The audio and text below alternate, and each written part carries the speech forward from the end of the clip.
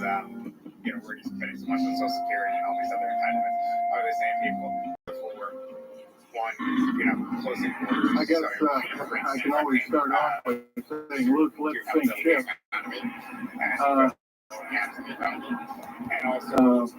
That's almost a pun anymore.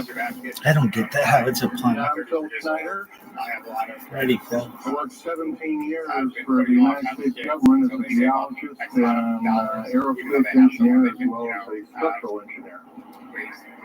I worked for such elusive occupations with Morrison, Knudsen, Bechtel, Page and Page, Aerospatiale France, and a host of other EG&G and a host of other Los Alamos laboratory names. But rather than all those statistics, I've got cooked up a real mixed bag here of different topics, and it might be a little bit like brain overload, but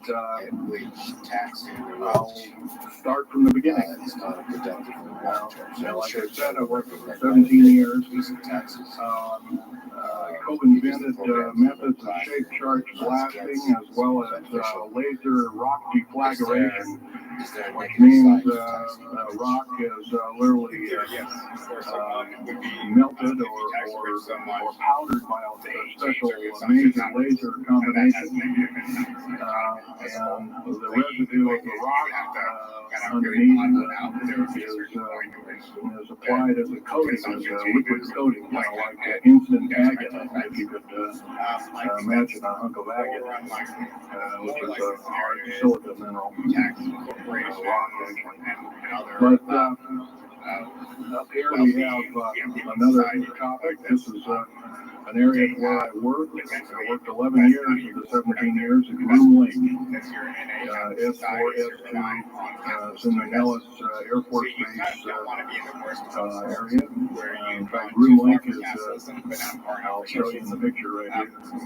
In my vision, of course, of socialism, that's right here. Why we have to take the investment function away from Groom Lake is if you're going to make it so hard, quite the place. They can't invest. A lot of rumors and other kinds of things that come out of there. Of course, people have stood on the outside for years and wondered what's been flying there. There's all kinds of things been flying. Let me give you a brief overview. Start in ancient history land here. Back in 1909, the U.S. cavalry was engaged in catching some banditos that crossed over the Mexican border into a place called Truth of Consequences, New Mexico. And they went into a cave or a hideout over there and killed the so-called bandits. But what they found out they couldn't explain. And they were called horseshoe craft at that time, or horseshoe ships. There were UFOs, and saw these, what they called demons, gray demons, little gray guys all around the place. That was in 1909. Now, in 1933, our government was actively engaged with the Europeans, mostly the French and the English, and special researchers dealing with aerial phenomena. And once again, the term flying saucer or flying disc didn't come about until much later, supposedly right around the mid-1940s. Anyway, the whole thing here is that also in 1946, I might want to add, we were engaged in atomic bomb testing and this kind of a light.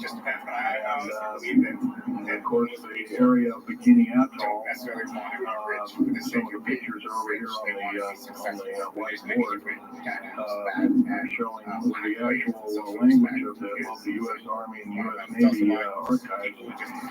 filthy rich politicians. The first thing they do is start philanthropic Flying ships were trusts to try to get more money because they want more social 1945, respect. 46. Whatever else, they Some of made them up called one food just like fighters and you name it. They were They fully known about maybe as early as 1935 or 36 by our U.S. Navy. And there was a shallow underwater base at Bikini Island, and that was probably the one reason why a number of atomic bombs were exploded in that area rather than other areas which they could have been even more remote out in the South Pacific. Operation Crossroads. Obviously, when I Well, talk about anyway, this all led up to later on, about 6-8 years later, in 1954, during the Eisenhower administration, led to an interesting treaty called the Greada 1954 Treaty. It was the Alien-Human Treaty. And supposedly the aliens would come in and exchange technology, and they'd want to take an occasional human being and a few head of cows, and actually books were supposedly to be kept and all this kind of stuff. And of course, eventually all that broke down, and aliens are notorious for being liars, even greater liars than so-called we humans are. Alien treaties are often not even the pieces of paper they're written on that was really kind of worthless. Anyway, my work as a geologist in building underground military bases, some of which are over 2 miles underground. And I think when you listen to Al tonight, if you have a chance to listen to him speak, Al's actually been on some of the high-speed monorail subway cars, if you might want to call it, that link these bases together. Some of them are capable of riding on a cushion of air about 3/4 of an inch off a rail at better part of Mach 2. And he's actually been on one of these trains. I've only been in one of the tunnels and helped build some of the tunnels. Incidentally, I helped work on 13 deep underground military bases. Actual hands-on experience. Notorious was the one in and around the Dulce, the southeastern and southwestern sides of Dulce, New Mexico, and the Los Alamos laboratory regions where we built some hermetically sealed rooms that were very deep, going down over a mile. We also built, in addition, onto Green Lake and S2 and S4 complexes. There are a total of 9 underground. They're called DUMBs. Like you can learn a lot from this dummy, but DUMB stands for Deep Underground Military Base, and or Deep Underground DUM2, for instance, is a submarine base, and I have built a few of those too, which are off our continental shelves and on certain islands and out in the Atlantic and the Pacific in strategic locations. All this, I can hardly, in an hour's time, I can hardly squeeze all this in. So I'll be kind of rambling here, if you just bear with me. The main topic of my discussion here is to link up basically what's going on with these deep underground military bases, what they're being used for, what is the present situation now being employed both by our federal government, which is slowly being phased out by the United Nations government, as well as the New World Order, the New World Order, which is even a higher entity, and who these higher entities are taking their orders from, and try and link up basically what's going on. A lot of us have been kept in the dark. We've been given, maybe most recently over here, photographs of an alien at Roswell. Just make a very brief statement about that. The photographs cannot stand up to a computer brain analysis test, and therefore are retouched or faked. They're not real. The real ones, the real photograph of the charged dead alien that was one extent of with several Elon that Musk, were people see autopsy innovation over and here they see given to me by a friend by the name of Skip Plumback put of himself Seattle. out there, sometimes And crazy his ideas father worked because he's trying to as think one about of the the future principal and trying to doctors. He was from push Germany. things forward instead of just saying, oh, At whatever the money time, he has now, just invest it, earning 6% some of the autopsy return for the rest material of his from what I life. understand. I think that's a positive along thing. with other people. But I think it doesn't get to the broader policy question where people about You billionaires just and can't their believe everything. specter And that goes for me. You gotta get out there and do your homework. Like I always say, it's not normally the you rhetoric that I use is I don't put your spectacles on, you more put your traditional spectacles on. socialist rhetoric So if we can, terms. But I think if we can have a show of hands here, how many people have heard about Roswell, New Mexico? There are Very good, almost all. And how many people have heard about the black helicopters and the other kinds of flying saucer type equipment out at Groom Lake and other places? Very good. Well, this obviously is a nice enlightened audience. Most of you have probably seen what a black helicopter is, or maybe even gotten rare glimpses of an F-117 Black Jet or Stealth, as they're often called, or a B-2 bomber, or B-1 bomber, or some of these other sophisticated aircraft that are now being touted as the new technology. Once again, where do we get this new technology? Obviously, we've got a little hand in that. Our little alien so-called buddies have kind of exchanged things not without a great cost. The cost of which has been a lot of people have disappeared. Some blow this statistic by you. There's, according to current FBI and Defense Intelligence Agency and CIA statistics, 100,000 children and 1 million adults disappear every year. These are not kidnappings or murders or rapes or suicides or anything. Totally unaccountable. And where are these people going? Nobody knows. Maybe one of us in this room or somebody has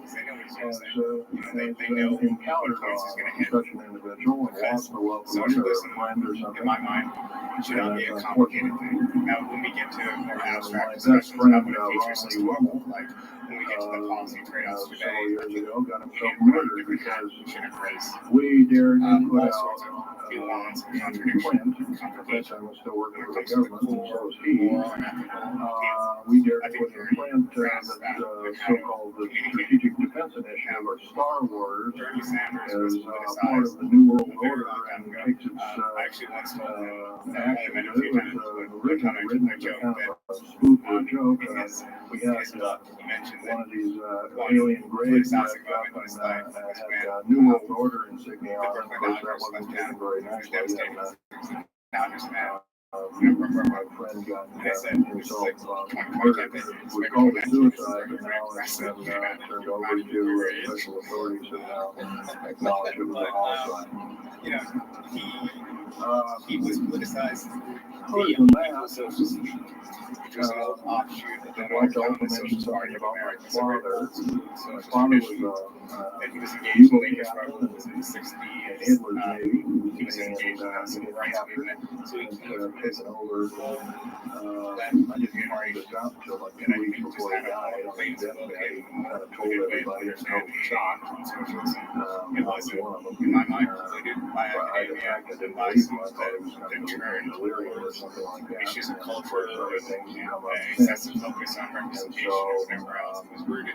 Anyway, he was captured by the French, turned over to the Third Army, And then the obviously U.S. he had Third Army. all his ideas. U.S. He was Third Army also turned chronic over to the that Navy. when he went And he to was a Vermont, he master kind of did the back machinist. of That's not a journey. A master means they can take a block of metal and make a gun or a watch or some other fine instrument. And he was a master machinist. He later became an MD doctor and part of the aerospace medical group of the United States Navy. Was instrumental in helping build the USS Nautilus and its first nuclear powered and he just kept with the same that's this is in my the book. I talk about enterprise, I think Bernie's speech aircraft from carrier and the other 1970s like to the early campaign, he and I pioneered all compared the it ways to Bernie's speech and building during his very 2016 campaign. small miniature Virtually nuclear identical. engine. Millionaires who swapped with millionaires He even helped build, which is later on in his life, development I think there's infamous something grid-fed nuclear motor, which is now employed in some things that look like there's a flying socialist saucers cult that people in claim politics when are you agree flying with it. saucers. Yes, we In all are, these countries we, in Europe, the United States Air Force and other armed forces, in the US really are didn't have training that furthest left you other can go besides European forces to fly unidentified or now identified or in quote flying saucers. We've actually built several prototypes that are flying under self-described socialist. I don't think Bernie is a real socialist. It's involving his stays around black people's day-to-day lives and struggles. I don't think my he thinks about position the way that as a I do geologist and other and people engineer more disconnected or separate got from me day-to-day to see politics. a Think lot about of the things future in the world. I've been in over 70 countries. controversy of a social society and so on. I But I worked think for he's NATO. I committed carried a level to 3 the security egalitarian clearance with a rhyolite factory. Rhyolite is a I heart don't think factory. he's having Only heard given out to a handful of civilians, maybe a couple of hundred military men worldwide. I think he's afraid of it. He's just I thought I was doing thinker and also he is the running nation, he should be afraid of it too as because well he as is the a world a favor by, I he's thought a I major was politician running for president. I think keeping my end up. want is they Well, it didn't work out that they way. want the left I wing was to later find out that and these underground the bases second are now party being is employed as they strategic wanted something that bases was a step or for two in case what they there have is now, martial law visionary, in this country. but not so far Right that it now, seemed our like a military scary and I think professors we lost a that chance used to be in in war 2016 colleges and the like someone I think are training people like ex-Russian KGB and Spetsnaz people right here on American soil. I've seen it with my own two eyes, along with other people, other geologists. By the way, I'm still a geologist. I do geological survey work. However, I don't work for the government. There's all this stuff My security clearance and all my government stuff, I cut it up and send it back to the hardline branch SOB. When I found out that a number of these 131 they're just speaking to the people, and he's not deep afraid underground military bases are being used to subvert outlet making his case. the But I think a lot Constitution of these liberty United in States particular, and its people. for example, I simply be connected. I've seen that in some other You can't quit. Makes sense. where the specific is intriguing. Well, So forget the I ideology. said, yes, I can. Why are they so I'm an individual. I'm going to quit. And What is I'm that? walking I off think the that's job. actually So I got to arrested. a degree. Casually told, well, you got to finish your job. And so I caved into that part. I finished 3 weeks. And then at that time, my father was dying. And I was allowed home. And I never went back for my paycheck. they have the same broad just ideology and worldview. So they had a sense of what the These Democratic Party people should be are running, beginning to show and who's going to signs win, of being and our also utmost serious and enemies. unserious.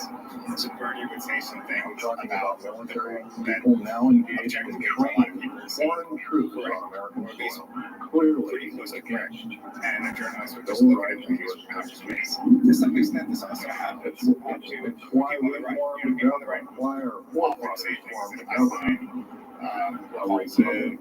of these United States in the first place, way back 200 plus years There's ago. parts of the media that would describe Because the drawing and quartering of soldiers, illegitimate or outside taxation without representation, I think there should be a few things outside the boundary of otherwise known as today's version of executive order, and so on. among other But things. like there's this The attempt very to say reasons that their we views became are a quote, illegitimate, free, therefore anybody a who free votes for them for republic, any a reason free is society, legitimate too.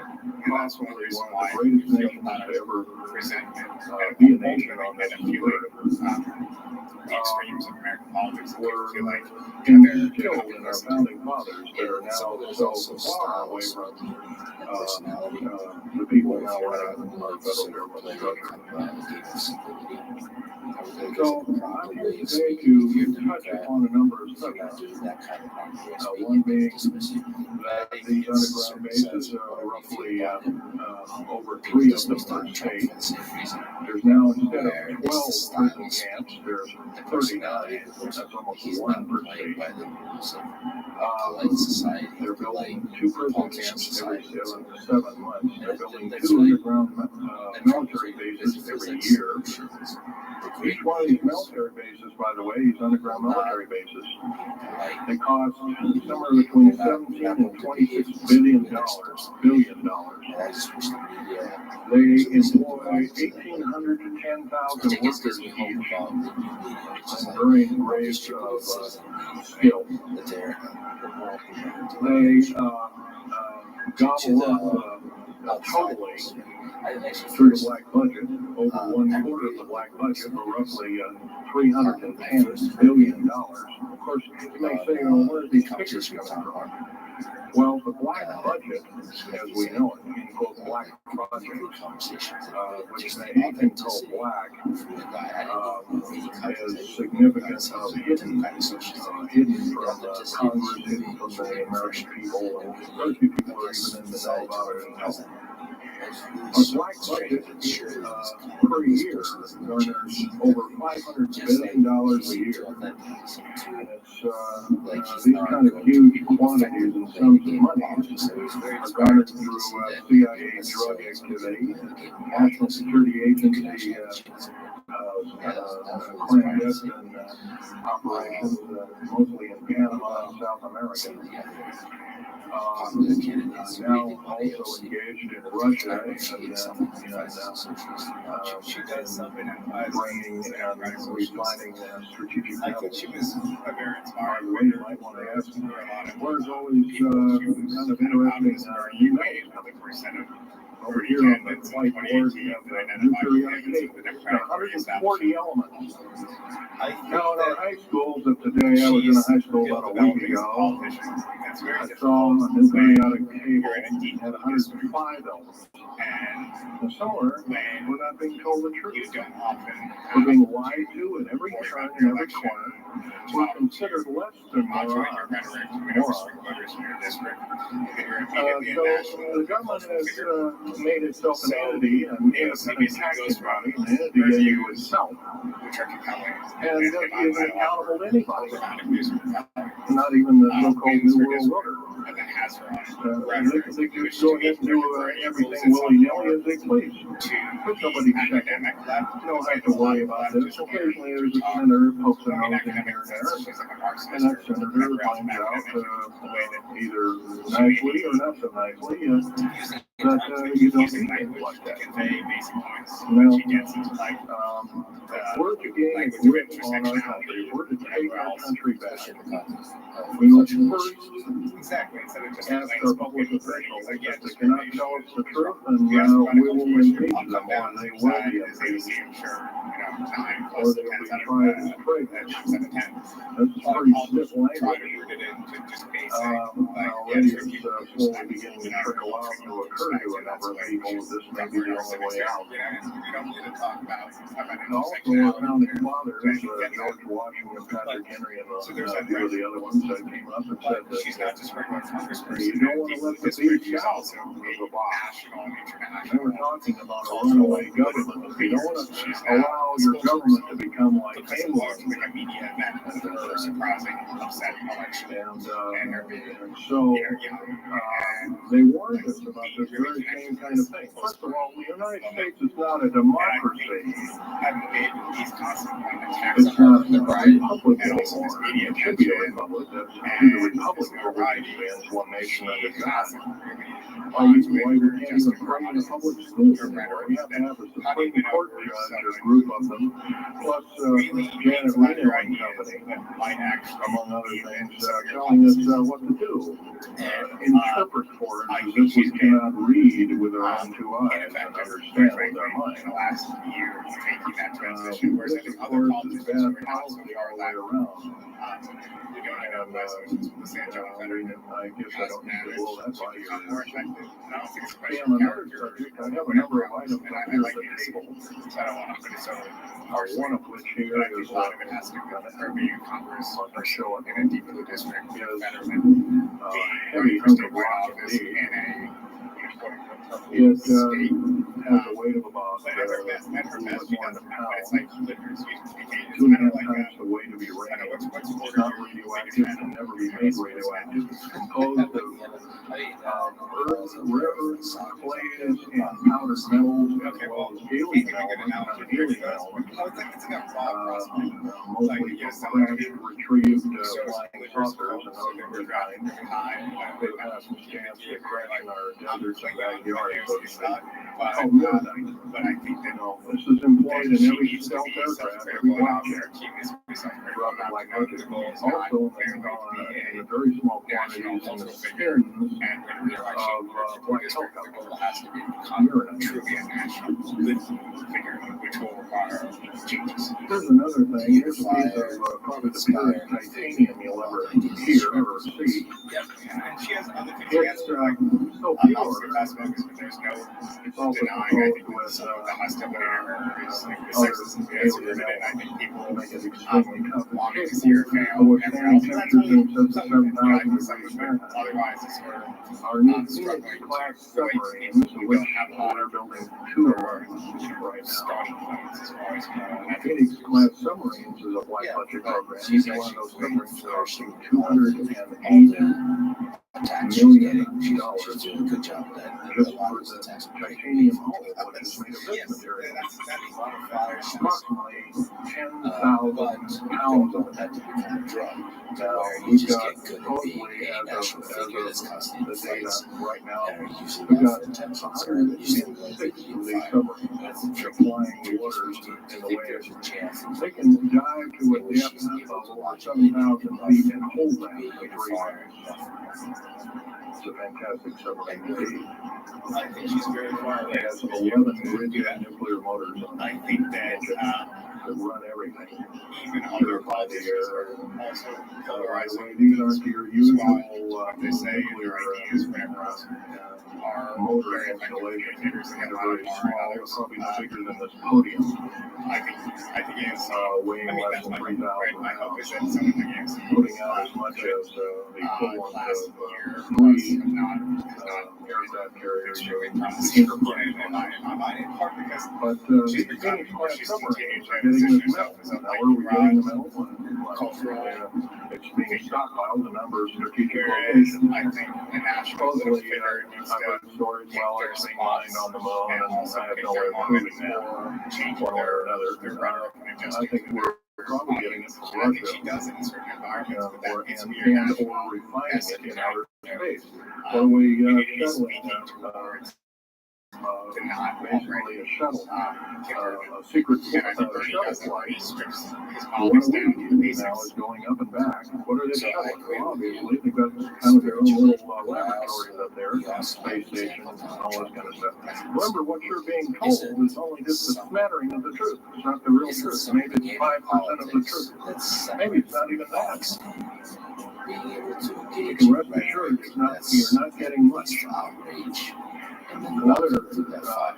strategic medal is this particular bar. First of all, I think Trump With is kind of strange personality crystals on on record. there. It's Scalene hard to crystals of niobium, titanium, to rhenium, copper Those oxide. are the agencies This complex group of elements not found on the Earth in specific quantities. This was developed at Los Alamos through UG&G and other is that, outfits. and I mean this Our employ all black jet, but he was willing to set fire to the aircraft, equipment. including the in quote sport model of Right. the flying saucers He was we able to occasionally see over through Green Lake. his And campaign. by the way, now, if we happen to be with a video camera, take pictures of the so-called area around Green Lake, and now you can get your equipment confiscated, your car, your house.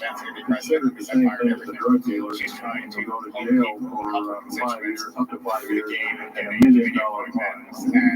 I personally don't think this is what I'm hearing. I think that's I just don't think that this kind of punitiveness is what we need in America, and we have to get rid of it.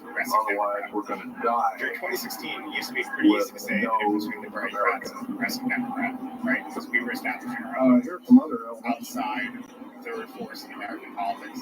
Here's a very light So element. you It's not a lot of people composed end up of voting for Trump lithium and say, metal, oh, I have as well as a alien element, a little heavier than hydrogen, but a little lighter than helium, also employed in this.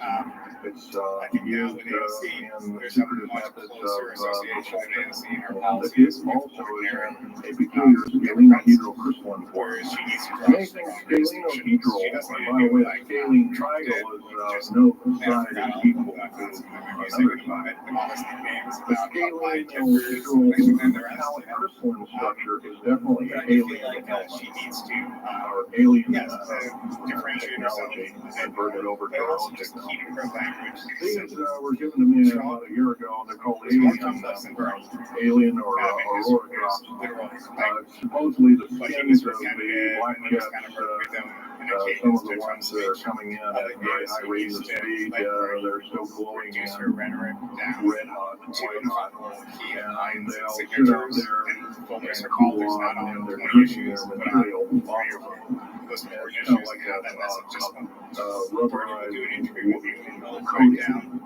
It's not rubber, I can tell you that. It's as hard as lava rock, or harder, capable of standing tremendous temperatures. But nonetheless, some of it sloughs off every time, and so they just kind of scoop it up and throw it in their trash can. There are a few pieces of it. Here's one of the hardest so-called man-made rocks. Once again, it's got a number of alien counterpart. It's got an alien crystalline structure to it, and very advanced. It's about 11 times harder than a diamond, and about 70 times stronger than a diamond. It's capable of sustaining temperatures in excess of 10,000 degrees Fahrenheit. It is enclosed as very thin coatings or windows, tiny windows in hypersonic aircraft that exceed Mach 5. And it's not just a question of better men Here's or Tim Ryan, interesting Meyer, artifact. just like class voters. Right here in this hunk of rock, which by the way was an old 100,000-year-old fishing tool found in Syria, Talk about is just in Jordan, rather speaking, it is a implant. It looks like a fossil, but it's not. It's an imprint of a small mechanical part with exactly 360 kind of like old rotor blades. Those rocks, 220 million years old. Who was making machines 220 million years ago? Maybe Von Däniken was right after all.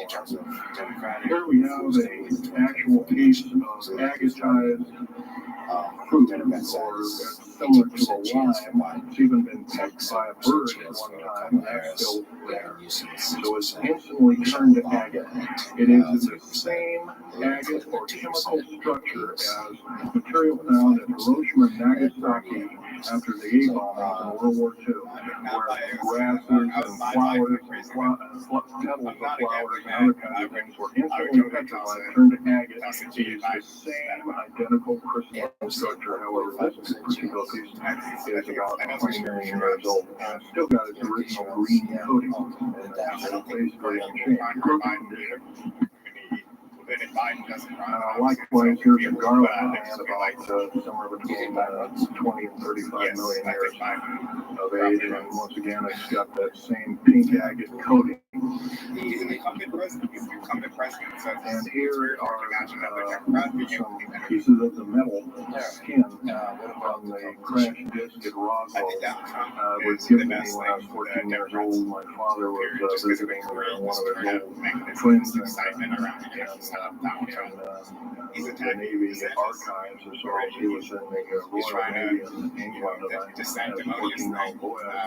Gee, Dad, can I ask you? No, go ahead. Get anything you can from it. This is, well, Johnny, well, do you think I can have a piece of that stuff? No, you can't have that. No. They probably Give got it to to one the kid being one day. interested. You won't have it very long anyway. Well, I've had it all Almost the time. guaranteed it. It's kind of a unique thing.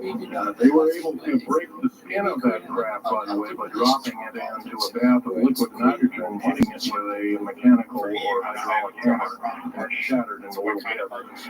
And it was later analyzed and adapted for our own technology.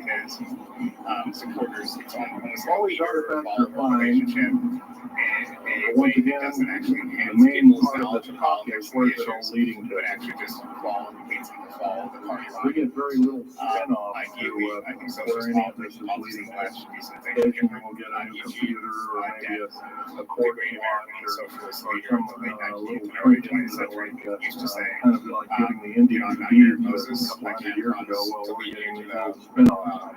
But the black budget still rolls on, garnering up over $1 trillion every 2 years. And I think there's something nice Somewhere about that between kind of $1.023 trillion and $1.31 trillion every 2 years. the left and its best. And every year it goes by and the black budget is unchecked, unaccounted for. It's just subverting our country. That's number one. Number two is that these underground military, first of all, if there was something like a nuclear war or there was a definite enemy out there where we were going to be under attack, like from China or someplace like that, I could see maybe a couple of dozen underground bases for our government and so it could theoretically rise up like the phoenix out of the ashes.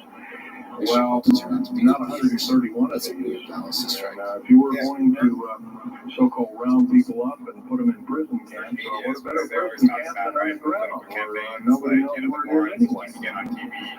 So once again, these underground bases are most likely planned as underground prison camps To just talk about Dr. Oz labor. New Jersey and kind of having a troll campaign against him, which I found amusing. New World Order, by the way, is getting obviously one, probably the but only it's a bit ever depressing talking because about I would have rather the New World Order is taking, and the United Nations is taking its other orders from, believe it or not, these more powerful outer space alien entities. We might call them the large rays or the small rays. Sinister forces indeed. And you might want to say, well, gee, how come we don't see more of this kind of thing? Well, you can just imagine, if you're only being told 5% or less of the truth, there's not much to go on. That's one thing. Another thing is, we don't find very many people coming up here, and when you have hands-on experience, I'm going to try and do this for you. However, I do ask you to go out and do your homework and keep doing it. Don't necessarily believe in what I'm saying, but get out there and talk to people. Whether it's just a couple of neighbors or friends or something, get out there and talk. Because one fell two and two fell pretty soon you have a whole room of people that are in the know. And then from there, it's one anti-establishment sentiment. But obviously, doing foreign production that doesn't blame immigrants or whatever else for these clandestine programs. It's kind of built on a different basis. opinion is people are only fed up going with to good be reason that, of going to going conventional to do that. politics, It's and going we to take millions of need us. to But speak we to have that. to be Otherwise, informed. we'll only be the And right to do that, is we have taking to be advantage doing what we're of those doing now, people's gathering anger. and talking. Well, I was forgot to And ask you of about course, China. most of us Historically, are adults and can weed out facts from fiction. implementation of social Most of us are responsible adults and know the difference China between fact and fiction and how to use it or how to But it's very abuse it. similar So we to the Soviet case. therefore have to continue China to keep studying and keep talking. not a base If organized there's just me out there, workers believe it or and not, there aren't very capitalist many countries people are like not myself development and so out on. there talking. But it came through the countryside. I've given over And 30 in talks conditions in civil war, the United States, strife, Canada, Japanese invasion, Japan, and whatever else, and now built his base in the peasantry as it went came over to down to the city. England, well, into Japan, kind of illegal, came Tried back to to build a St. base and Louis. go over They flew me in and so out. it's kind of an inversion of Give a talk classic to a number of their socialist. execs. And they were very interested Now, indeed. the same thing Now, if I I said was before about this was all a bunch of assessing the poppycock Soviet and Union has to apply here. hooey, It's obviously I not might, close to authoritarianism. I wouldn't be And, you know, listening I'm to obviously be given also an audience talking by these kind people, of but nations. evidently I should do. But 13 attempts on my life What since the the first Chinese of Communist this Party year. actually accomplished. I think we kind of need to take There's a a step back number of you ladies from our moral moral oppositions, but like means we're Al saying was opposition, seeing just look at some of the ones, development. and there's a few other people that have China been to a few of my other lectures, and they can attest that I have From been the shot. Communist Party's implementation I've been of run off the basic road, I've education been and pushed healthcare. off the road, I've been So in a lot of China, shot you at, had that kind of one of the thing. conditions for women were absolutely But terrible. They were still foot been binding and all in sorts of combat like with some terrible of these family people, and once again, practice. You had not a huge, vast state majority of the anymore, but I population still that was want to illiterate, know. had any access to basic education, and had no And health just about ready access, to wrap especially things the up countryside. here. So those are the three good Just things that basically China wanted to did. give you an First overview is of status of of, women, getting everyone what's into happening. primary education, And and a lot of healthcare. if we have any questions, we Besides can that, start asking a few their questions. Okay, agricultural here's the gentleman way over here. campaign Would you was please failures, speak up? stones, Wow. ran into reasons I mentioned before. The bringing forward and crash in industrialization. Yes, I was involved in 1979, in August, late August Is of China better 1979. than India or I was other involved countries working through Los Alamos laboratories in didn't Dulce, have New Mexico. the basic education on the strong state authority and what's now known as the Alien the Human health War. improvements, whatever. 66 Secret Service But I think agents, that's why we need government workers, sometimes go geologists. beyond just I almost hit the death. I could have been number because if you told 67. me tomorrow the U.S. Lost their lives because the government lied. democracy, And but I know it'll full grow well at what was 8-9%. underneath. And what we've done is out in the desert there, we had drilled for, I think period you're of a asking the couple of wrong days, question if we're going to make your decision based on growth, these right? It holes has to be that went based down on several thousand feet. principle. And the same dynamic of one of from these the beginning, the holes Chinese kept bringing up really dirty dust people and emerging from the putrefying outside, odors and complex broken moving off ordinary Chinese people machine had bits and other kinds of things like that. sent Boring machines as well as lasers came up and was damaged. Not always. There was a The probe that technocratic was set down and it came up totally missing, and But that so doesn't people were mean sent down.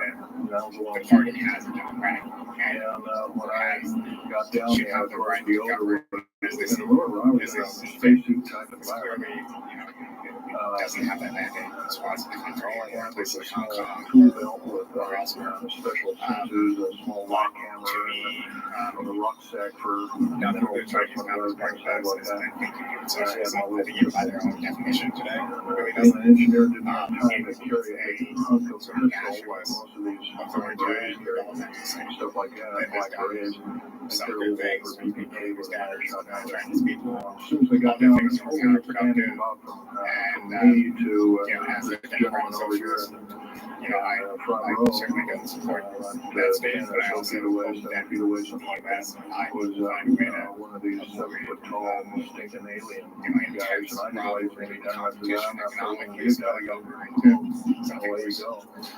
And Democratic socialist perspective. I was one of the rare few that have been allured to this may or may not occur. Fix China. And China. so Would you like to see the change? basically was given ET before training the for a social lot of party. these So I other would say people there were. needs to be multi-party In elections. fact, it was asked whether there are aliens in the area, and of course, Censorship, the big control, question was price, no. dollars needs to be And that was a big lie. And of course, 66 towards people your immediate died that economic day. policy. I think That the was a idea of hole in my maintaining chest. strong state control The lung was literally commanding blurred rights, out the of me. economy, all the lives of other Fingers spheres blurred off of me. has My gotten quite toenails blurred off of in me. China's My case, skin lifting people out of poverty. there was radiation isolation Again, therapy for 400 there's something plus really days. lost in society, My even if it's bones getting were wealthier. petrified and burnt. You're great. So If ordinary people don't have the I ability managed to to survive. participate in They're telling you something dissent, about it today. freely. Other than that, I'm the The only Chinese talking authorities survivor. have allowed There are some, only it's two not other a survivors, free, and they're in it's not a nursing homes totally up in totalitarian Canada. state. Canada There's been refuses workplace to protests allow and the all United sorts of States officials to anti-corruption, talk to anti-corruption very bad protests and shape. things like that. When it's up to the government decides what's permitted and what's not at what particular moment. And They're Canadian, they're regarded as Canadian even if it heroes. can't survive, So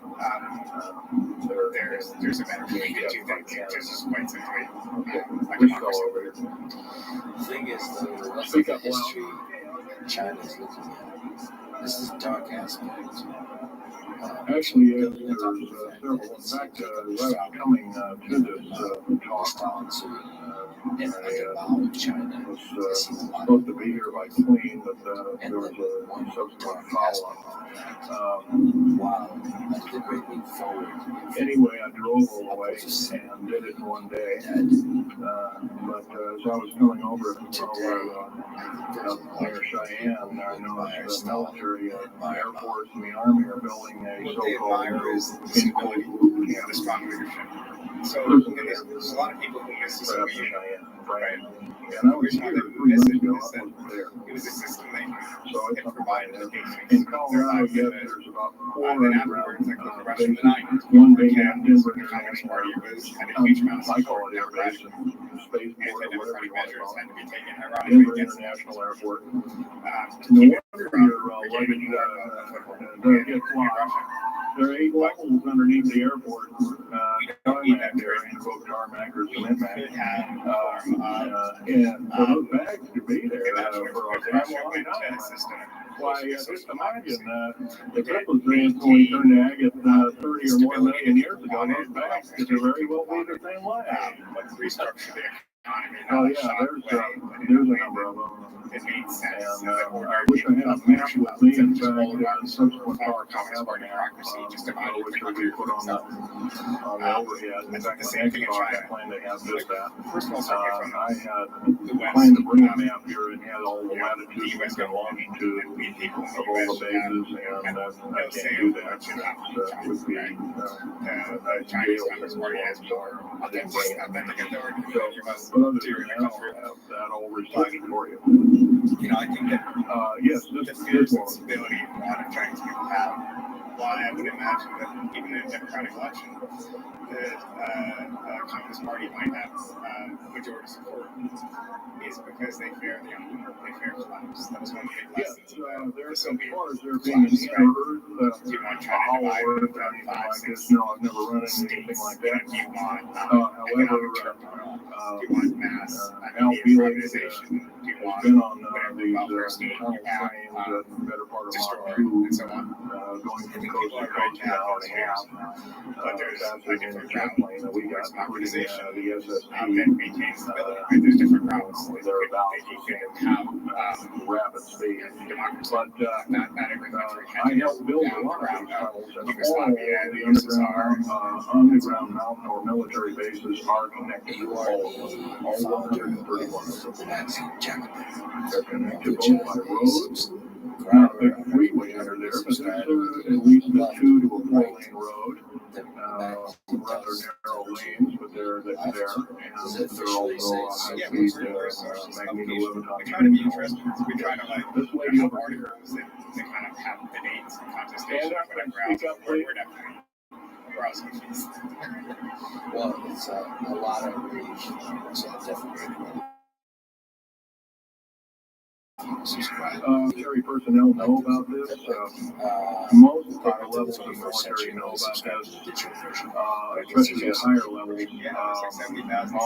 Higher officer levels, the enlisted I'm sure don't, are basically kept in the dark like we are, and what we are. So, yeah. This fellow right here with the hat.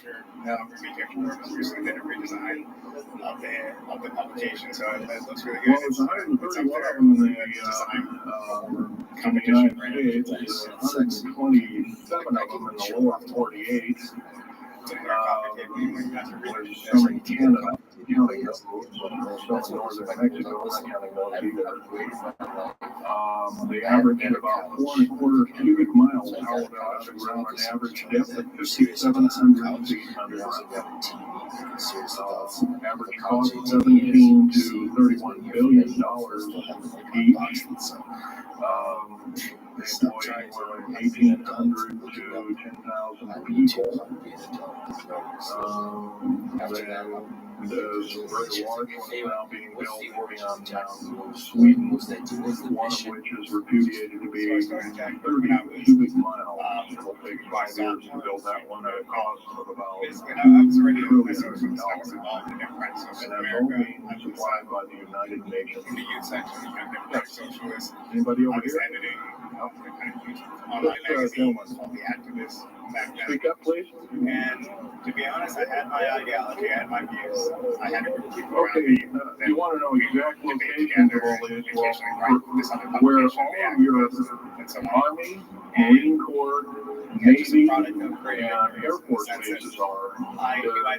With all the threats, not the ones closed down. By the way, the closed down bases are now being used for gasoline storage and equipment storage and these kind of things. So they're not really closed down.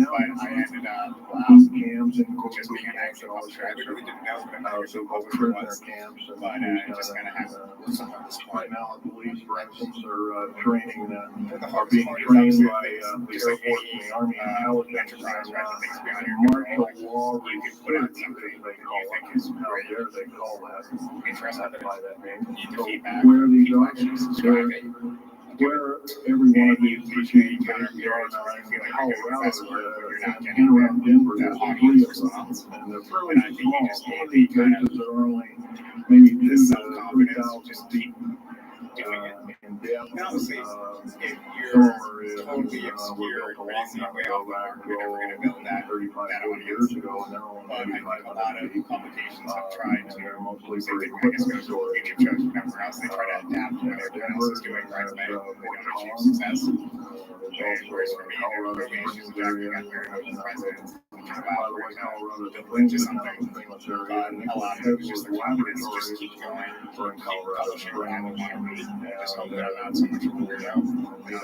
I'll leave that up to Felix. As far as Nellis Air Force Base, there's 9 underground mountain bases in Nellis Air Force Base. That's in Nevada. It's north of Las Vegas. Is there times There's going to be a UFO show not in to call out Colorado bullshit, here later on this month. not That's to very criticize, close to to Area 51. Yes, That whole area, by the way, the state of Nevada has 81% in quote managed or owned by the federal government. The land is either restricted or run by the federal government. That's why they have there's groups rising as we speak, dealing with the problem either apologize or kind of reconsider whatever else. and But on a host of senators issues, are now getting involved. use that maybe Waking not up all is occurring. but That's I the know gentleman that over here. core of my politics is politics Speak against up, please. oppression, against exploitation, against all the things that we talked about. And if you know that's the core of politics, then you can maybe say, Yes, they are. you know what, I don't Gentleman asked, are these think tunnels should connected to large caverns? Yes, these should large respond to bases the are real basis basically of the stuff like this, Coliseum. Everything's underground. Everything's a city I'm a underground. universalist, and I believe that Most people, of no matter where these their backgrounds are, bases kind of want the same things both for have themselves, military for bases their and they have all the families. accoutrements of life. And Remember, I each feel one of like a these lot of costs quite a bundle of dough, and some of them some not of it in tax money, but most of it has in clandestine kind of a stance saying approaches, and that's or definitely undermining the country. white Karens or white guys or old white guys who exist or whatever else. And to me, it's not really wrong in a moral sense, but it's counterproductive. Because the last thing I want is a Well, young some of them white have teenager a difficulty in understanding our language. It's too slow. feels unrepresented politically and wants to be a You've part of heard being whale left songs to or feel bird like chirpings at high speed. It's like, about well, what these I should think aliens more sound about my identity. like And the whole audibly point of to us, anti-racist so politics they is we can want to live in a gibberish. world Yes, they've you know, slowly actually broken down. you There's go 11 around the corner prototypes. and There are we're 11 not, civilizations of aliens using this planet all the time.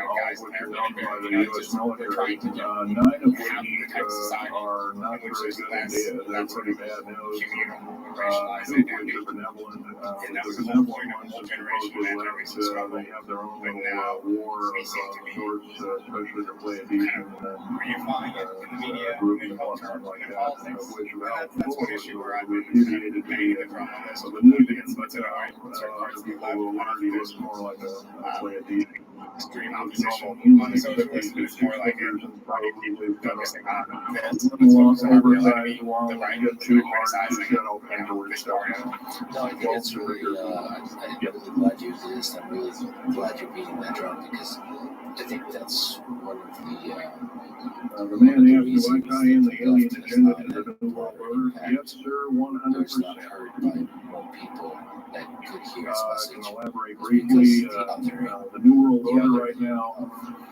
basically is dismantling countries, if it's black and white, governments, telling governments not to war with each other anymore, basically. So that looks good on the outside. They're taking their orders directly from the aliens and they've got their own time. They want the one world order because they want the planet for themselves. Of course, you've often heard the term Global 2000. That's a supposed sinister plot. So a lot of it Has is been a group of sinister plots every chapter to produce uses a biological weaponry cost to reduce or clean out concepts, but the also so-called theory of ethnic change, cleanse how we get the population of the planet by 5 or 6, capitalism or to roughly regulated 5 or 6 billion unionized people. democratic systems, The rest and then beyond to social work democracy willy-nilly and with my the vision so-called of socialism New has World been Order. first looked at as a Another visionary peculiar thing kind of like is look at that, the the alien future agenda of socialism. is But not then I really try to well explain why believed some nor of the past understood social movements have by gone a lot wrong. of these one Because I think world we can't orders. take for They don't granted. believe it. I They think a lot think of they've people been want to singled live out in a for different, very better long society. into glory. What They they look don't at know past is examples they're and just they're not a human skeptical. being. I think there's good reason According to for the skepticism. So negative or bad alien, I try to explain they're just another the successes of certain systems and social democracy, food, but also what happened in they Russia and don't China. feed us like we And think kind of of a more cannibal historical eating overview. a hunk of meat, And then but they use our glandular secretions it's as with looking part of at, their for food example, base, campaign their why blood resonated, and looking at some of the their problems facing glandular secretion like the adrenal US, bowel the and UK, other other things like advanced that. economies, And and why, in fact, have been I think the the Center socialist for message is Disease still Control relevant. has Because for figured the out longest ways time, that we can combat started this. to become socialism as a It teenager. might be where the And for the new longest time, design it seemed like diseases I was like just a AIDS member of and the historical Ebola, society, Hunger keeping alive virus, an and all idea these that kinds of was things interested have come in up out of more. nowhere. And now, And it's these hard for me to diseases, see in quote, more young people almost have a interested mind in of the their own. idea. Yes, this But we lady here. actually need to, I think, have a clearer sense of what we stand for and how we can make our movement, like it used to be, more rooted in the working class. Okay, lady asked, is the Why tunnel is the tape? building They go to when we first having started talking about early effect socialism. with I was earthquakes? talking about the German Social Democratic Yes, it could very workers easily movement, be, although all these different you've early got to parties. remember, I think in a various lot of ways, these I underground use the word bases early are socialist movement constantly being repaired, and so a lot of people have to be in hired. fact, the time was As pretty far as interchangeable. the U.S. government, second part of the Socialism question was the was, ideology, and the U.S. government modifying our weather, yes, that's an affirmative. You couldn't really separate between the two. We have the U.S. government has been working with the Russians Socialism is like a fringe for at ideology. least since Current, among a very 1972, small maybe minority, as early as 1966, which is on fine. weather We need to modification, get to and the it's a point, I well-known think, fact. ideally, we're working And on it's well employed. unions And and by the way, protesting and social movements they and can socialism. They all kind of are literally weather one and the modify same. this part a of the state. hurricane or a tornado out of How did you existence. become a socialist? And the reason they don't do it is pretty obvious. So on the embassy Yeah, file, right. Or they one can of my actually family board in the United send a States. plane inside So of a it was very hurricane, for obvious to instance, me that would blow my off outcome was atmospheric very in the eye of the fish looking well, we don't do this.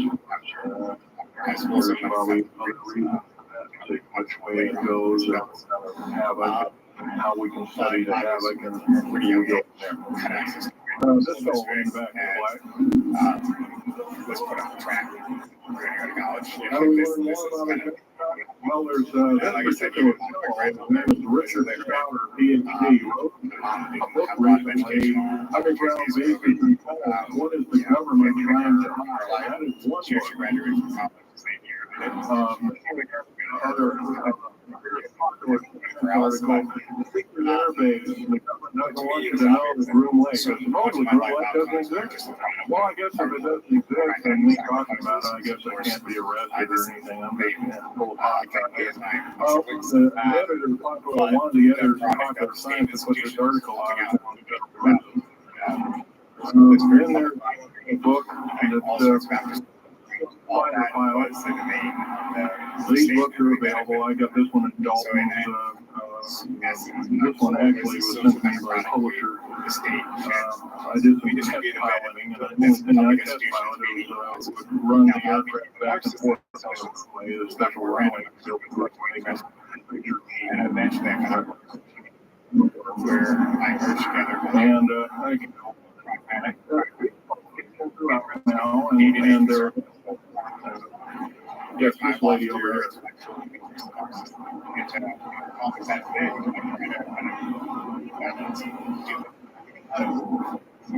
I can't hear you. What?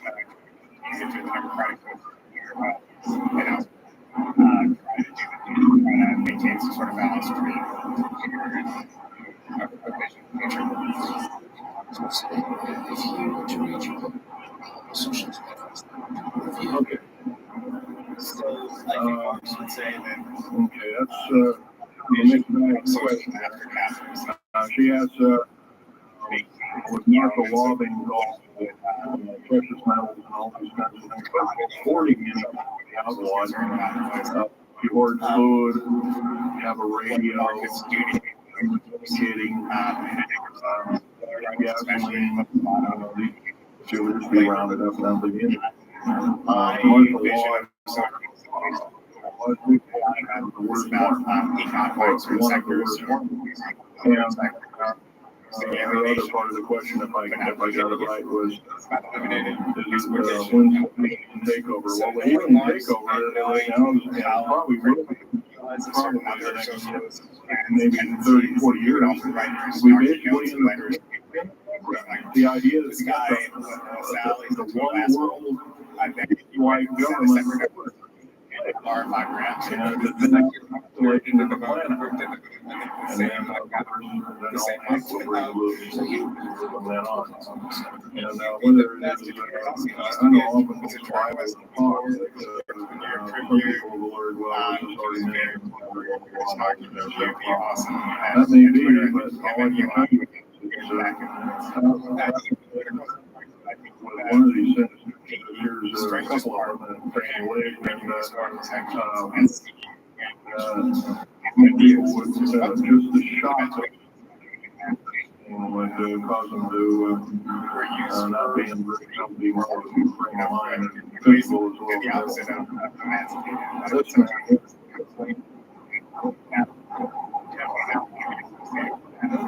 You probably would rather be associated with me than that.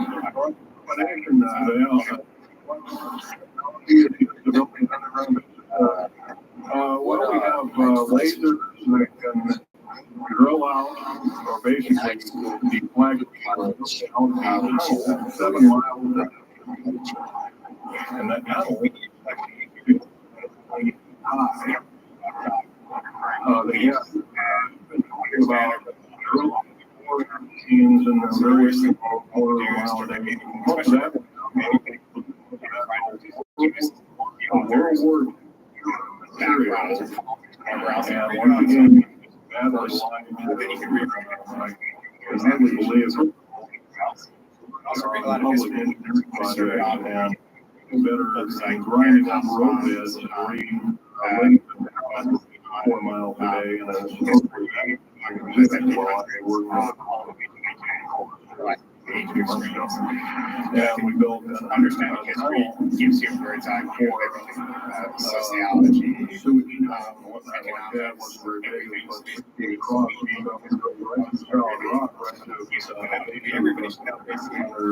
one of the hills in Portland where the new rail did that in 2 days. That's my first knowledge. When the Roman Empire was created, when the Roman Empire what technology? Yeah, a lot of this is general sense of technology, readapted for our own use, but a lot of it's all inventivity too. Especially So, when you need apparatus, you know that.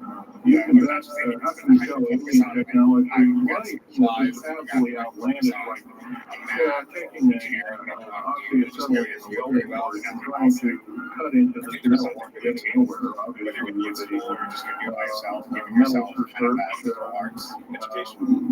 I think there's aircraft research and the like, the facts and history different tools and products of things like many times the hearts of diamond or known substances or obviously nothing that we came up with on our own.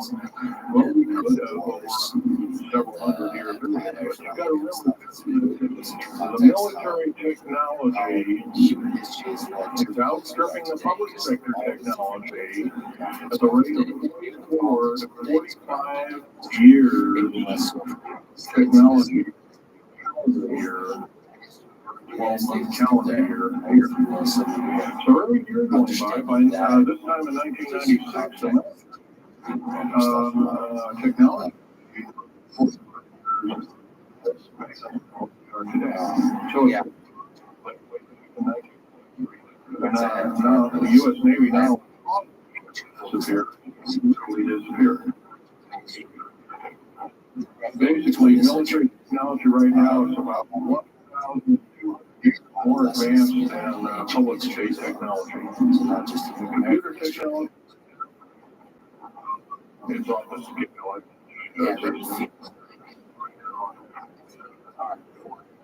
Just in black jet and stealth aircraft, computers are so completely advanced.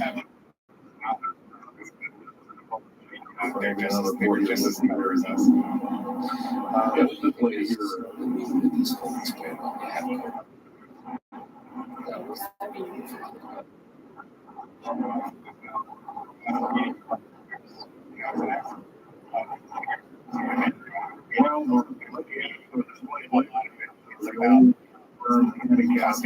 Are they going to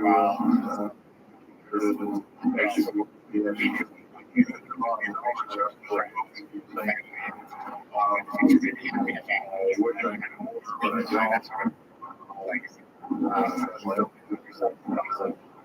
but other than that, yes, I would imagine so. If you look at all the 39 prison individuals, these things that they have 143 shots for training, everything indeed per car. Well,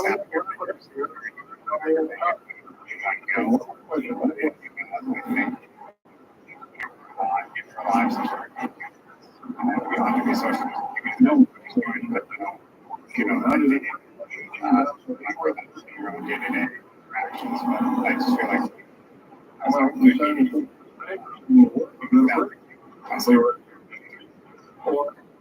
You're taking home a paycheck of about 40,000 for a month, depending on what 40,000.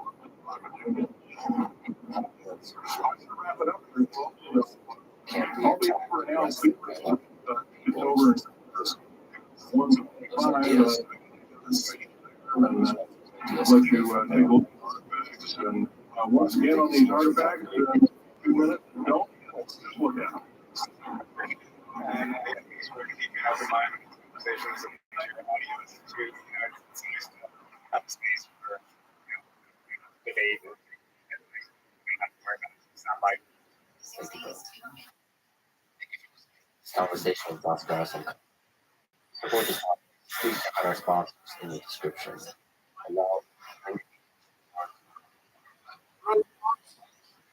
There have been rumors using basic sprawling northern landscape. This week, is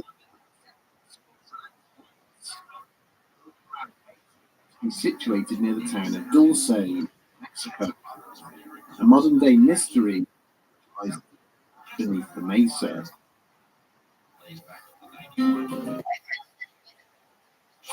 Seems to be. If the tail goes up, that got attached. So if you say scared, I would say that I got the that meant but that meant that it started to scare. And it was a very, very scary because now it's Following this conversation with Natalie Cabral, an astrobiologist and scientist at the SETI Institute, directing the Carl Sagan Center for the Study of Life in the Universe. She explores some of the harshest Bringing his places on patrol Earth, car to a including halt, free diving in volcanic Gabriel lakes. Valdez stared out the driver's side window at the car's mass, lying not far from the side of the He road, holds the and then woman's world cursed record under his for breath. diving at altitude, both scuba For the briefest of moments, She's he amazing. tried to convince himself the most sensible course of action would be to going on away from this place, to ignore what he had seen. His curiosity urged his vehicle for inspection and confirmed his instincts and fears. That is traveled to some most extremely The dangerous patrolman environments. used his radio to inform the dispatcher of the place, while opening the driver's door Personally asked and making his what the way job across the posting scrub. you do looks like chapters Down, in the he had known 1900s what that he said could people find wanted before for he even hazardous reached journey helpful, which is the and confirmed that the cadaver had been lost. that's funny A because series of shapes and vegetation should be in various fact when hide, several layers of skin, it's the kind of thing you need to answer. his And when eyes, you nose, see and the kind of tongue thing were, you despite there being no sign of any wildlife. Right. science is concerned. It was almost Started certain that the with reproductive analyzing glands data would be from absent, Mars as mission. internal Did a organs, PhD about all Mars, removed in what presented first as a looking clean and at sterile manner. channels and the history evolution As of he stood regarding the tracks that disturbed foliage on the ground surrounding the animal's corpse, Valdez now became aware of the rumble approaching vehicle. channels and water From the grisly scene, whatnot, or he caught sight of a but when you are truck with an pulling camouflage water, heading along the highway towards him. people were started The waving. transport began to slow as it approached. He left his patrol car. Enough, yeah. Returning to the questioning gaze he had offered as they passed, before it pulled away and and the other concept, the dust clouds by his passing dissipated. Valdez found himself experiencing a whole host of emotions, which is what we were working with. confusion, The a small degree resolution of and the fear, photography were so but poor most that of there all, was really he felt no way anger, of telling where you had directed the real those goal. who claimed The only thing creature you knew was for the deaths of all the slain animals he had found in recent months, So when you saw and the that, wider falsehood that their slaughter had been the used to Viking protect mission landed on Mars in a lie 1976, fabricated and there for were one 2 purpose landers and and one 2 purpose orbiters. only, They were really to keep local our residents first away from the feet on neighboring ground mesa, on Mars, but they for were fear that landers. They were something not. resided there, looking at or It was any other already earthly power 90s, he but hoped we to didn't. protect Yeah, from. the Mars was surveyor and was not. We still for The 20 town of years. Dulce But in I New didn't. Mexico come into existence until the end of the you 19th mentioned century, that the places when to U.S. go to are authorities defined by ordered the the local questions Apache tribes the self-development But claim. I've always Duly complied with this instruction, forming the Hickory Apache Reservation. And then where we started talking about sending But the Secretary and Department, the small backwater community would live their lives in relative peace. A short distance from the adjoining Archuleta Mesa. So this is There had always been high strangeness associated with it. about life. From weird lights in the night sky, Questions on how big we here. Now with but by 25 the late years more 1960s, the looming shadow cast by this it's more towering about mountain peak understanding the would origin begin and to nature take of on a life, sinister rather than connotation whether there is life. with the discovery of a series of bizarre This cattle was really for mutilations. me stuff questions. But Following they were several complaints from ranchers and farmers to the local they police have department, insisted something was slaughtering their livestock. An officer by the name of Gabriel Valdez was ordered to investigate the matter. 3.5 years ago, The the type of investigator often returned to needed his to explore superiors here harder questions than to answers. be able to understand Usually, what type of life only one animal in still the herds which survives were in those targeted had environments been and what kind affected, of instrument and being dispatched in a manner which seemed to discount involvement. how the whole thing Internal organs were removed from the carcass. There were never any indications consumed by a potential. these questions. These bodies were untouched by substances for weeks A little bit.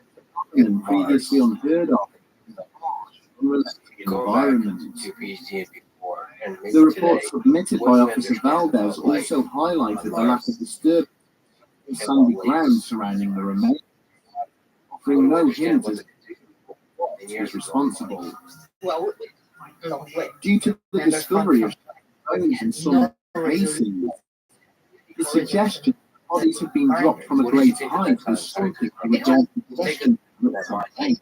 It soon became apparent in areas that Officer Valdez had no agenda promoted regarding the animal. Instead, everybody his at that time was report still under the documented everything he had spell of encountered during the wells investigation and the and idea demonstrated discounted all of the most obvious explanations for the deaths. so similar to the Earth. But situations would soon unfold, We could see setting that in with the motion a telescope. chain of And we events knew it had seen which it. would quash any hopes the actual investigators might have history had an assessment in minor incidents form. plaguing this community. A lot of people thought that we were seeing crystal During the summer of and 1986, stuff. a And another resident named Jerry civilization Julian might approached have him parallel to report that someone had attempted to If this came while back she was and sleeping. Mars with that kind of thing had prior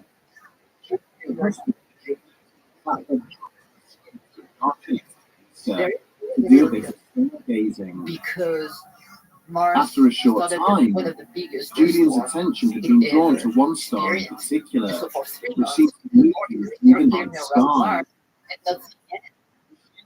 But then, when the Wonder, dust the celestial bodies suddenly began to descend from the heavens, landing on the ground. polar caps Gradually, the structure and was expanded. Was slowly way down sudden before they set off on foot. imagination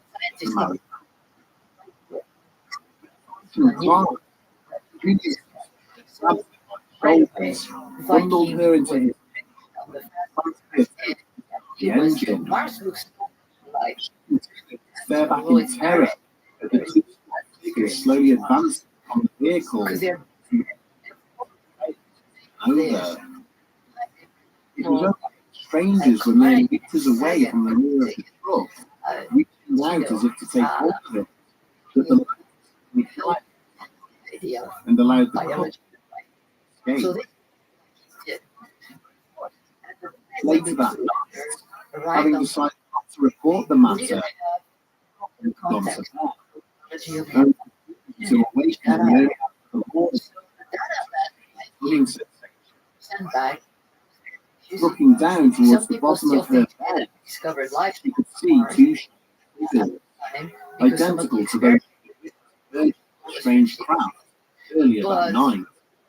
think that So the realized it's being pulled So- up more than a we hoarse have and to rusty understand sound. And because life and environment its coexist. quiet whimper, however, So, had as been a cause sufficient to or awaken effect, her sleeping A planet is husband, going to at which point the two didn't Life. vanish. happen to all the boundaries. But Further by it's federal going to change agents who everything. the incident. Um, Claim I the thought existence well, of amongst the community. the Earth. To go She described how Including deep our into the signature. mountain face, which There is which the equation access is this 2 Even though changes are time that the investigators were taking Jerry Freeman's statement and now we fast said claims that the small alien base What would be the concealed beneath traces the left? arch were being The question I'm trying directed to ask towards is, the local if authorities. life had Security staff what would at be the the Kirtland signs? Air Force Base The investigations that- from and implemented a series of of Earth load. history to go from Paul very Benowitz, already well known to the senior officers, would submit in the sky of his home in the Four Valleys district of Albuquerque. very fast and lost He now claimed that in addition to the lights he had filmed, he had intercepted mysterious energy emissions and radio transmissions, and that these were evidence of so it's a huge argument that life the appeared on businessman Mars. had also It would have been taken to simple conducting life flights across the when mountains in conditions his started private to aircraft, degrade. photographing anything Less he than thought out of 10 the years ordinary. planet had formed. So He everything went onto the base to speak in would have person. disappeared. He showed except them maybe photos of what he for believed to be paths morphological and traces doors to the interaction rock, between life and miles its away from environment. any So on existing Earth, road the or best highway. example of what we call stromatolite, He drew maps of alleged These air are vents and access rock points, formation and cited that are interviews he had built by conducted with the so we owners know of that mutilated we know cattle how to and recognize locals who claimed to have been You could abducted in the vicinity have of Mesa. as well.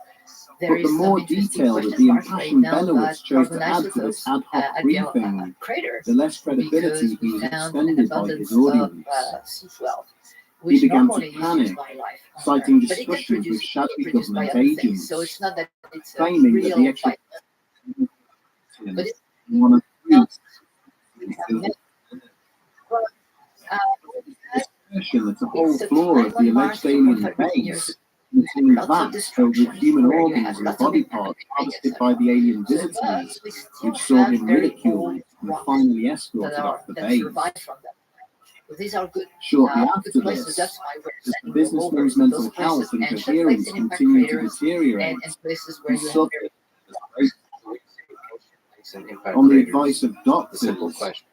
His family applied to have him committed to a psychiatric facility in 1988, seemingly removing any shred of credibility his initial reports to the military contained. Is that good for life or bad for life? But perhaps the most amazing aspect of the stories told by Paul Benowitz is that they are by no means the only such detailed allegations of a secret base concealed beneath the that we are made sands of of carbon, Quincy. nitrogen, oxygen, and nitrogen and phosphorus.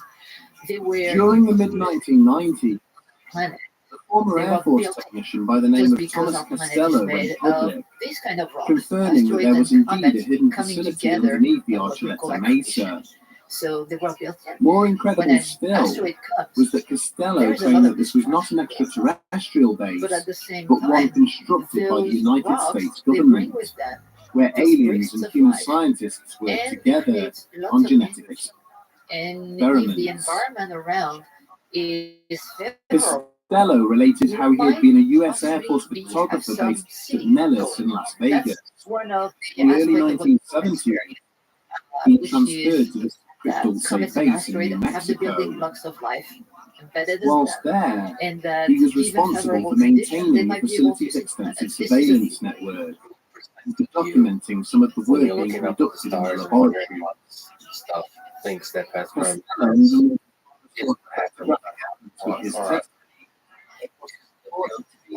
of alien hybrids suspended in the back of the lab. Is a vector, potential vector.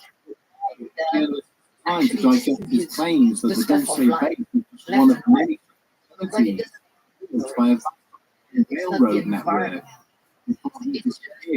Its view together.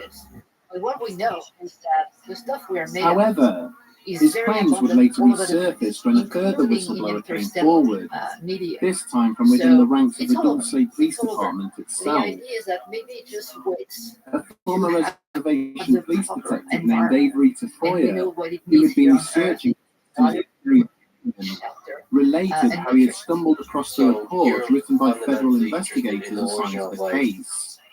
and the big To his amazement, in addition to the in events evolutionary described by the history victim, that could they origin included of something, detailed drawings of a origin sprawling Eukaryotes, military origin facility, of exactly where photosynthesis, Julian claimed origin hidden opening in the whatever. mountain was I just think situated. if we're a civilization, we The survive drawings another few depicted that hundred the base had years, 7 different levels, I think it would be a good idea including to take a big accommodation gun blocks, and just shoot storage like facilities, and a lead laboratories. gun.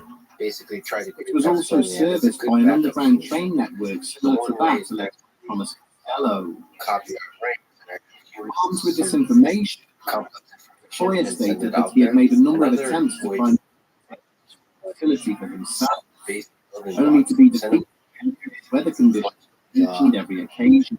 the rugged. To be deterred, There's another building he had block. then used the They are thermal camera to document strange apertures and events built into the mountain, and the sounded like large machines being operated in they slopes. were reduced to death. Over So the they years, the United States military has gone to great lengths in denying that Dulce started Base to form exists, or that it's part of a network hidden underground the only facility.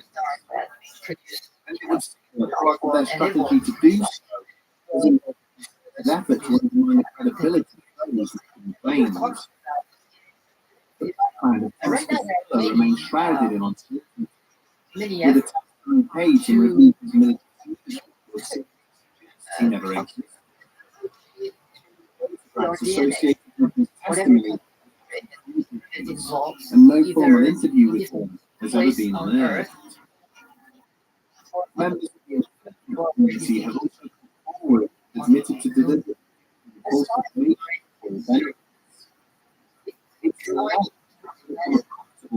session surveillance of secure Manzano West. The Air Force and the Defense section of Dulce distract businessmen. I Machinery and fake air vents on outlets and research in order to convince them that base existed there and draw them away from the facilities. right now we're Himself has always refused stories of a base at the Mesa. get consequences of what we're doing.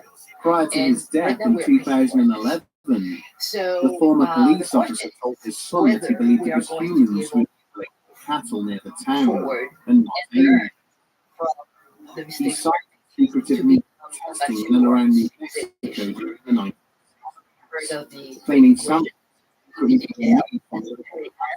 used to duration. test for radiation poisoning. Exactly. Tell Casey from the existence of a base to Mesa It can and the disappear secretive from the work reality for a number of reasons. so many stories. It's It is therefore no by which sources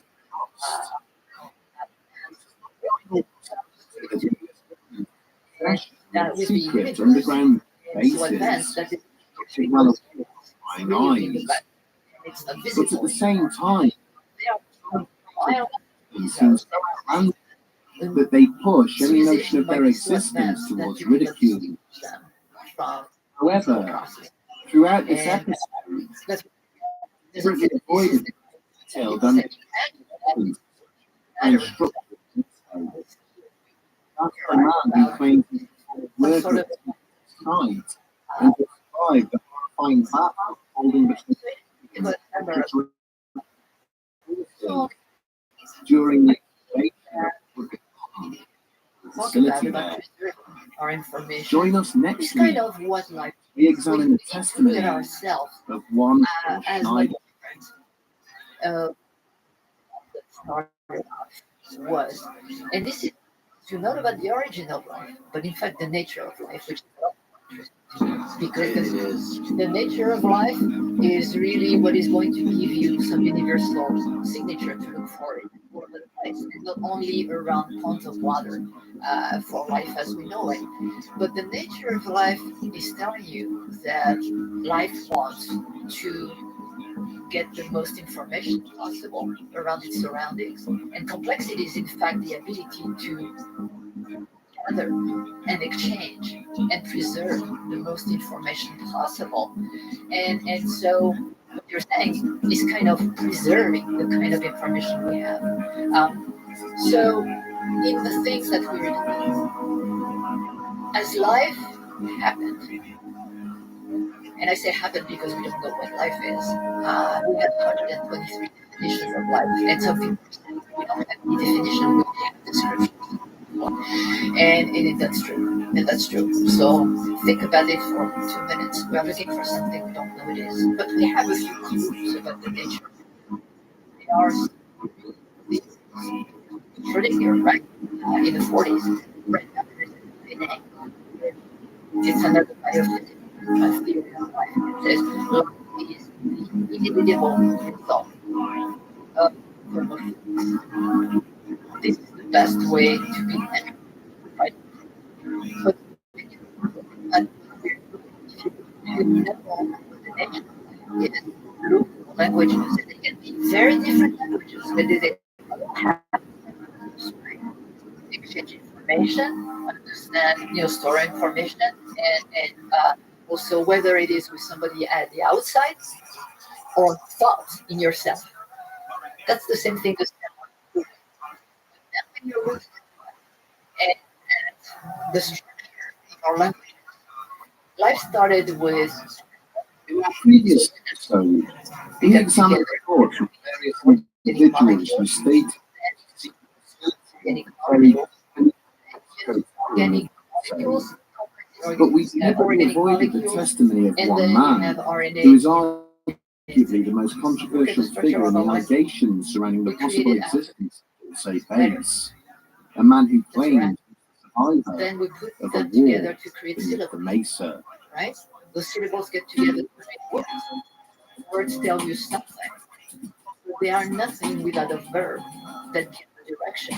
That's RNA and DNA. And then you can put all the complements you want. Our languages are built exactly as life is built. We are repeating patterns. I call this the bundle growth universe and the fractal universe because this is exactly what it is. I say that as much as I do growth to explore the universe, I say we should also look inward to find the answer to the profound question of who we are, what's life, what's the nature of life, because we're existing. Search. Such alpha behind an equipment complex. Signs. The lieutenant now tried to take stock. At least 3 members of the platoon were gone. Their bodies charged with recognition, harming explosion. Weapons.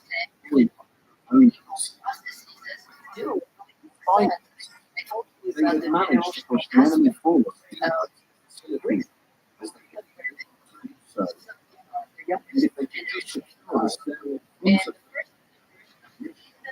Success. Waving across the corridor, where 2 more of his team were crouching behind another crate, just made of he began to issue a signal. Moments later, on their feet and heading towards the loading metal door, each tightly clutching a satchel. Elements like Their carbon, intention was hydrogen, clear. oxygen, etc. Now, But and life we're the built. doors So wide I open. think it's not Let's to be realize from like us darkness, because followed, terrified by you humanity. see, so planet Two soldiers researchers did not even have time to climb because their bodies were engulfed in a ball of fluid. Stars like Down the corridor, operating the platoon's M60 heavy machine fire, have habitable zones shredding the as well. attack And with a weird steady then ran forwards, snatching up the discarded satchel charges and finding them before hurling them in through the open doorway. There was an enormous explosion, immediately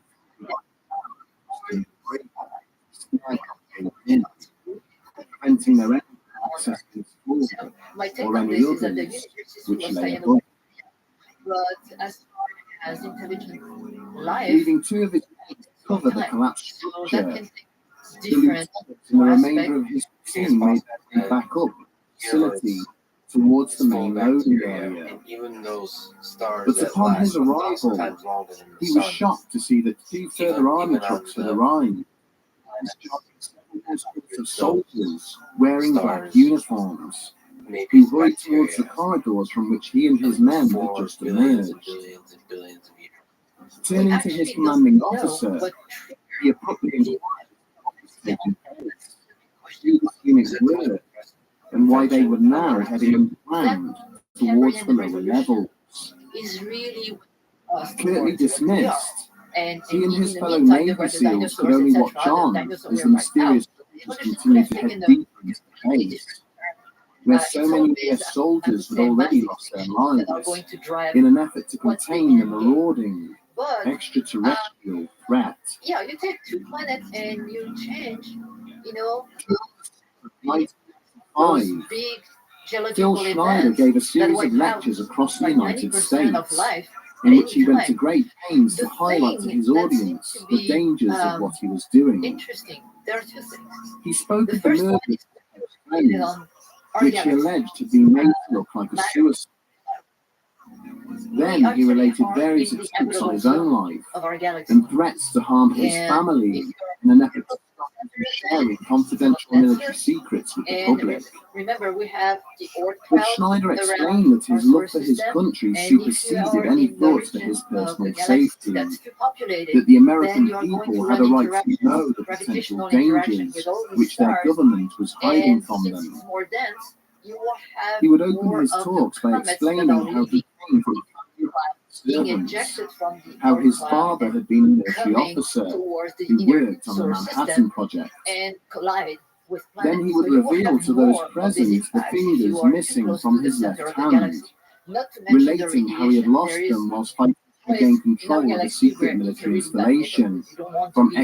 You wouldn't extraterrestrial be able to have life. attackers. But what Schneider would matters hold up is bizarre-looking metals and extinction, minerals, claiming but experiments also which had been kept hidden from the the climate American history people. He would then of a explain planet in has a great role to play. detail how there was a And vast it network of seems underground military bases beneath that the surface of North it's a America, theory. It still linked has to be together backed by up by miles more and miles observation, of but there magnetic is a train correlation tracks. between not only the Finally, passage he would of close the his solar lecture by system saying towards the that when center his of the time galaxy, there came, is one place where just we like get his hit by friends, asteroid his because of the murder interaction I would be was made telling to you look about. like a suicide, But the other one is reiterating that he the had no climate wish to with end his the own metabolic life. cycles.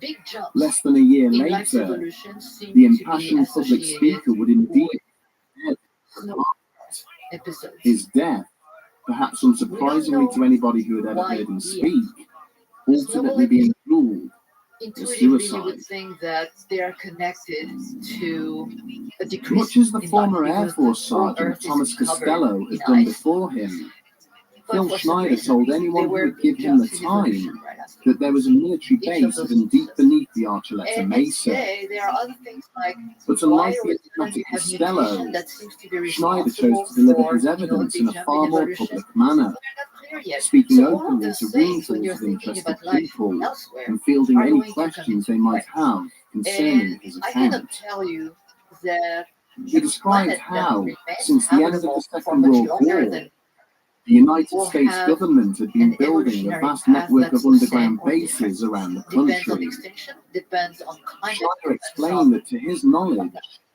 there were 129 deep underground military bases, or Well, I think DUMs, that some hidden people, beneath the plains, mesas, and mountain ranges of North America.